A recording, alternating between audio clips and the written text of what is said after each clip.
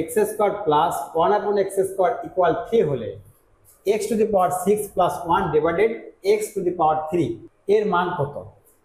এটার মান আমরা নির্ণয় করবো। দেখো, কিন্তু এটার মান নির্ণয় ডাইরেক্ট করতে গেলে এর যে মান সূত্র প্রয়োগ করার পর একটা মান লাগবে সেটা পাওয়া যাবে না, কারণ এখানে দেখো এখানে x² প্লাস 1/x² আছে, এটার আগে মান শেষ করে নিতে হবে। দেখো আমি যে অঙ্কটা করি যে x² প্লাস 1/x² ইকুয়াল কত আছে? 3 আছে। বা এটা একটা সূত্র আছে যে a square plus b square, এই সূত্রটা কি? a square plus b square সূত্র হচ্ছে a plus 1/a plus b whole square minus 2ab তারপরে ইকুয়াল কি আছে? 3 ঠিক রাখবো। এটা কেটে দিলাম, লব ঘরে কাটা যায়।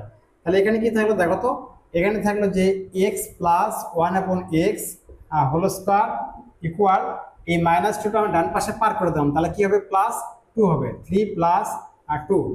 এখানে দেখো কি মানটা পেলাম আমরা? x plus 1/x whole square equal 5। এটার মান কিন্তু আমরা ভালোভাবে পেলাম 5। তার আগে দেখো, এখন দেখো এখানে যে বর্গ আছে, বর্গটা রুট করে দিতে হবে। অতএব x প্লাস 1/x ইকুয়াল 5, এই স্কোয়ারটা আমরা কি করলাম? এটা রুট ওভার করে দিলাম, 5-এর উপর চলে গেল। এখন আসো এই মানটা বের করার পর এটার মান বের করব। এইটা দাও কি করব? এই যে x³ এটা কিন্তু x⁻6 প্লাস 1 এই দুটার নিচে ভাগ হয়ে আছে, আমরা আলাদা করে লিখবো। এখানেও কাটাকাটি করা যাবে, আলাদা করলে কাটাকাটি করতে তাহলে ভালো হবে। যে এখানে দেখো আলাদা করলাম x⁻6 ডিভাইডেড x³ প্লাস এই যে প্লাস এখানে দিলাম 1 ডিভাইডেড কি লিখবো? x³ এই বিষয়টা আমি এটা দুইটার নিচে আছে x³ তাই আলাদা করে লিখলাম। এখন তুমি লসাগু করলে এটাই পাওয়া যায়, কোনো সমস্যা নাই।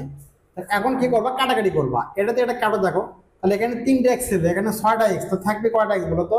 এখানে 3টা x এখনো থাকবে। এখানে কি থাকলো? x³ প্লাস আর এটা কি নিচে 1 ডিভাইডেড x³ এখন এটা a³ প্লাস b³ এর সূত্র করবো, তাহলে অঙ্ক হয়ে যাবে। a³ প্লাস b³ এর সূত্রটা কি? যে a প্লাস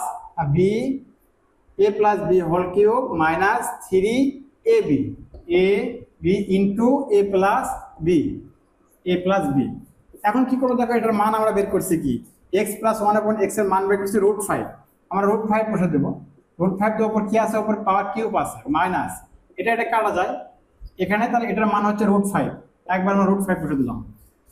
এখানে একটা বিষয় দেখো, এই যে √5 এর উপর পাওয়ার আছে কত? পাওয়ার 3 আছে, তাহলে 3টা √5 আছে। আমি আলাদা করে লেগেলে তোমাদের বোঝার জন্য √5 গুণন √5 মাইনাস কি আছে এখানে?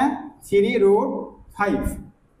এই দুটা √5 গুণ করলে কি হবে? শুধু 5 হবে। আচ্ছা দেখো, এই যে এই দুটা √5 আমি দুটা √5 একটা করলাম, একটা করে উপর স্কোয়ার দিলাম, তাহলে স্কোয়ার উঠে গেলে রুট কি হলো? 5 হলো।